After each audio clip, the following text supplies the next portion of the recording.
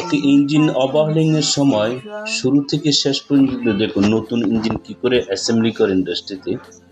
প্রথমেই দেখা যাচ্ছে একটি অয়েল নজেল লাগালো, যা সিলিন্ডারে অয়েল স্প্রে করে, ইঞ্জিন অয়েল। এরপরে ক্র্যাঙ্ক সেট করার জন্য ক্র্যাঙ্ক বিয়ারিং করানো হচ্ছে, যেটাকে বলে shell bearing, main journal bearing করানো হচ্ছে ধীরে ধীরে। এর আগে একটা ইঞ্জিন অয়েল দেওয়া লাগে যাতে আপনার হয়, স্লিপ থাকে।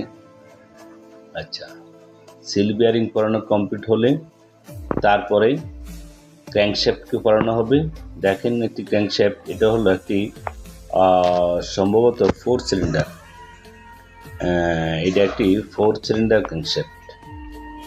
এর ফাঁকে আবার দেওয়া হচ্ছে থ্রাস্ট ওয়াশার।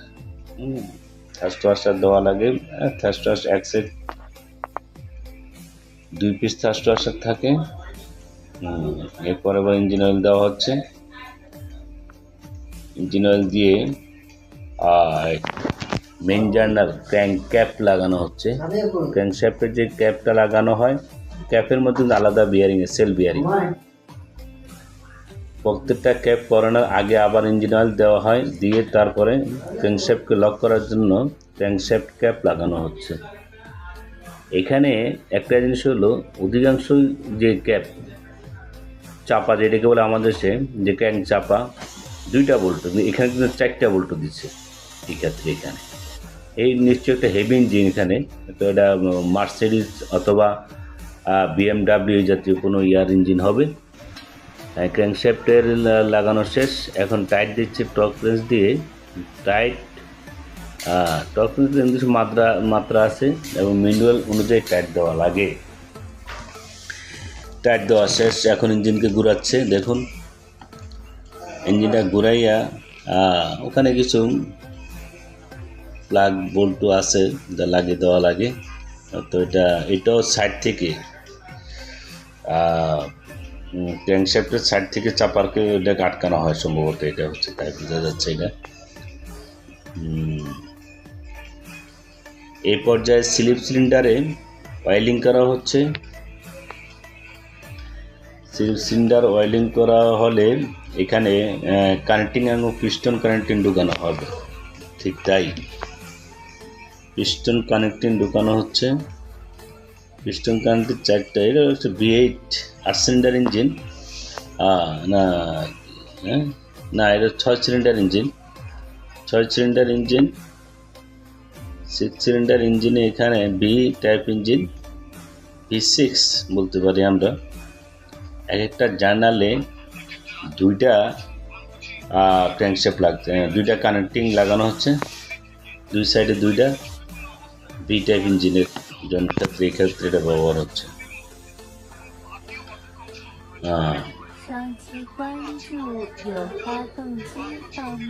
পিস্টন লাগানো শেষ।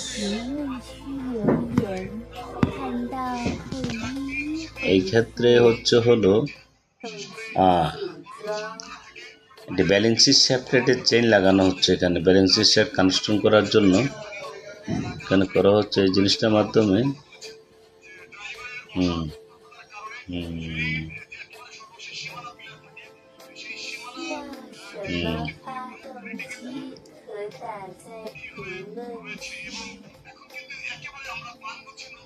ব্যালেন্সিং শ্যাফট আছে অনেক ক্ষেত্রে। অয়েল পাম্পের হলো ব্যালেন্সিং শ্যাফট, এটা ঠিকই আছে।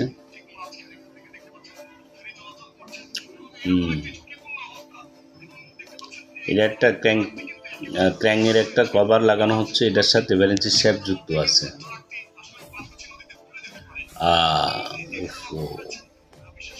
এইটা একটা হলো, সেখানে অয়েল পাম্প সেট করা হচ্ছে। অয়েল পাম্পটা ড্রাইভ হবে চেইনের মাধ্যমে।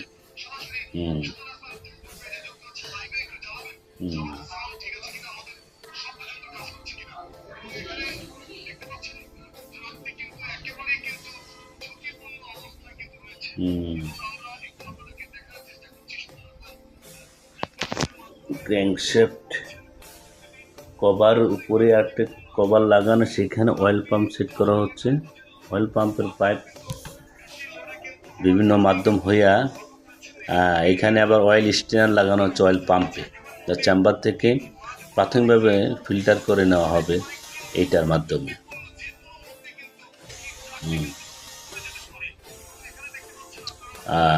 এখানে একটা সিম লাগানো হচ্ছে।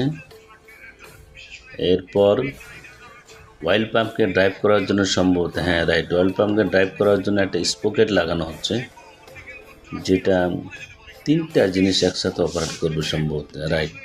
একটা হলো balancing shaft plus oil pump, দুইটাকে একসাথে পরিচালনা করবে এই চেইনের মাধ্যমে। এটা একটা আইডেল প্রিমিয়াম দিচ্ছে, যাতে চেইনটাকে অ্যাডজাস্টিং করে রাখে। এই সময়ে তাহলে ব্যালেন্সিং শ্যাফট এবং অয়েল পাম্প ড্রাইভ চেইন সেটিংয়ের কাজ শেষ করলো। এখানে কি চেইন গার্ডার বলে এটাকে, চেইনটাকে গার্ড করে রাখে, চেইনটা যাতে বেশি বাড়ি না খায় তার জন্য।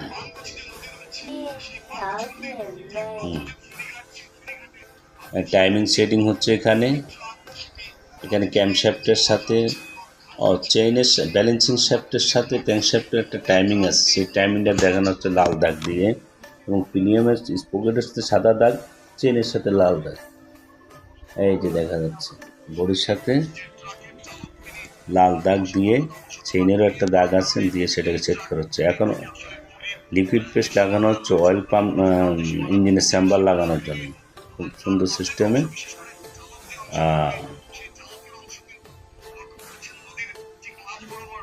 রাইট,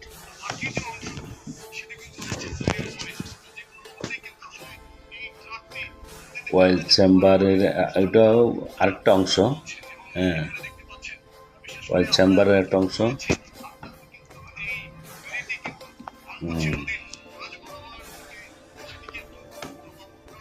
এরপরে লিকুইড পেস্ট দিয়ে চেম্বারের একটা অংশ লাগানো হলো। লাস্টে আরেকটা হলো অয়েল পাম্পের একটা অংশ আছে স্টিল কভার, সেই স্টিল কভারটা লাগানোর পরে চেম্বারের কাজ শেষ হবে।